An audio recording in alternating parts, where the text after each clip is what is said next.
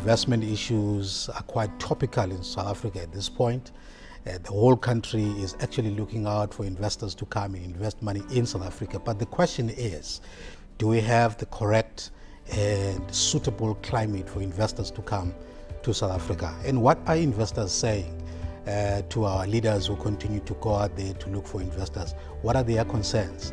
And that's the discussion that I'm going to be having with the Mayor tonight. Mayor, thank you very much for giving us this opportunity to talk to you on your very important trip that you have had going to China. Tell us about it. How was that trip? Thank you very much, and also thank you to your listeners. I must be able to say that and confirm that yes, we did go to China.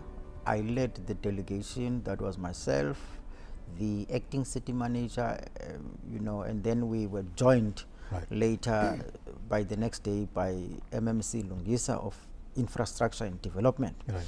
So the trip was to seek for the investors to come and invest in the city. Right. Must be able to say that it was a very, very successful trip. In which way would you say it was successful?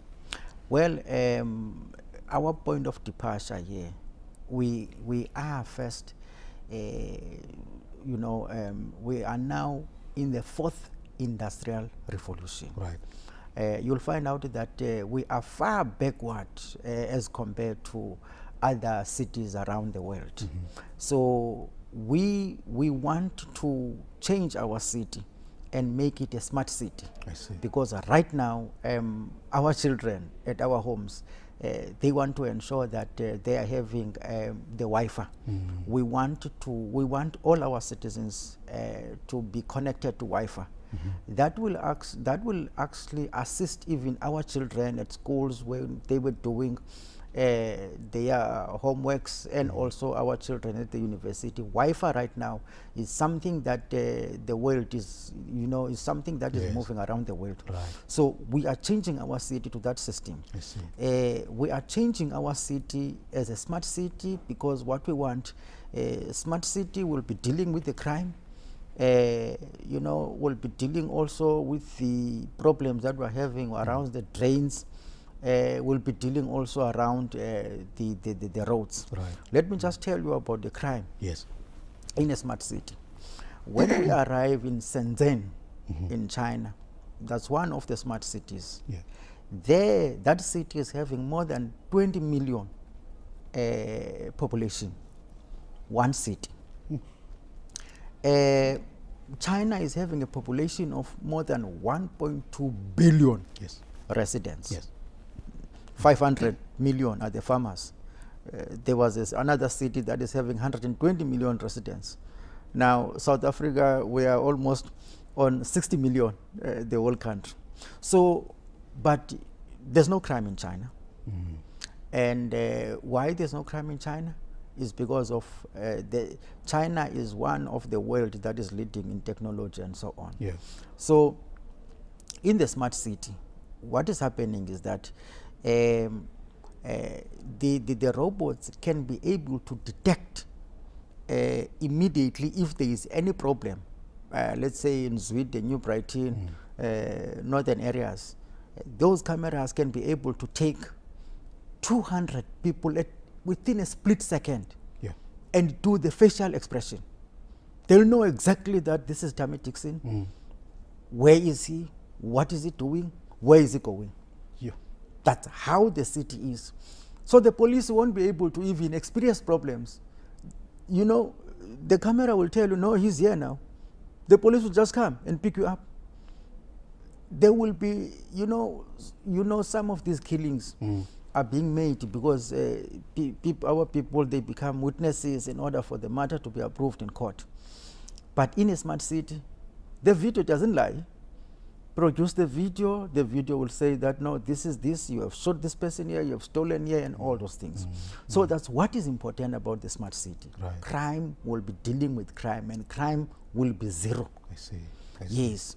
And in terms of job creations and whatever, we can be able to detect that within 24 hours, that particular drain is going to burst. So we send people there to fix the drain. Wow. There will be no more this thing of the drains and all those things. So smart city is the best and is the one that China is the one that is leading it around the world. So our delegation was going there to learn about the smart city and ensure that we are changing our city to be the smart city, so that our people can be able to do business and we can be able to revive our towns, our township. Because we want our townships to be the same like wherever you are living. Yes, yes. I mean, you are right. I mean, the world today is moving towards, the fourth industrial revolution, which is obviously technology driven. Our lives now will be controlled by technology going forward. Now, tell me, what was the response of the Chinese to your visit there? Are they interested to come and invest here in the Nelson Mandela Metro? Oh yes, no, definitely so. Yeah. I was shocked at the reception that we received in China. Local government, we received a very, very, fruitful reception, and they showed us everything, and the Chinese are ready to come and assist us. What's important in this particular thing of the smart city, as the municipality, we don't want, we will never allow any country to capture us.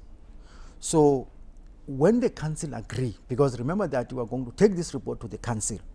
Now, when the council agrees that, listen here, we are in for it, we want the smart city to take place, we are going to, to sign and make a private PPP, public-private partnership. Yes. Now, this is actually in accordance with the National Treasurer's regulations. Okay. Now, we want these people to leave us with skills. They will be, depending on the council, how the council view it. Now, we will make a PPP with them, and after that, they must be able to leave us with the skills. I mean, probably maybe said after 5 years or 10 years, we want you to train our people with the skills. That's why PPP is very, very important. So that these people can be able to say that right now you know the systems, you know the technology, so we are now leaving you after maybe 5 years. And then they leave, so that our people can carry on. We will not allow a situation whereby the Chinese will be sitting here forever. No, they must just come and leave the skills, and then they can be able to assist other cities. Have you cut the deal already? Have you found the companies that will come and do the technology installations here in the city? No. Okay. What is happening is that they will think we're going to take our proposal to the council, the entire trip. I want to take it by the 31st of March to the council with recommendations. And as soon as the council agrees, then the supply chain processes will be able to kick off. But with regard to the company that is going to do the whole thing, no, not yet. There will be a competition, there will be a competition on quite a number of companies. I mean, even South African companies, who knows? They might be able to say that, listen here, we can do it. Because why we went to China is because we want to see what is it, this smart city that everyone is talking about. Right. We had a lot of presentations in my office about a lot of people that are talking about the smart city and whatever. Then we decided, listen here, let's go and see where does this thing come from. So we have actually seen it. Otherwise, we didn't cut a deal with anyone, but we cut a deal with the government of China through the way he actually accepted us, and they will be able to assist us, whatever we want in terms of ensuring that this process is moving.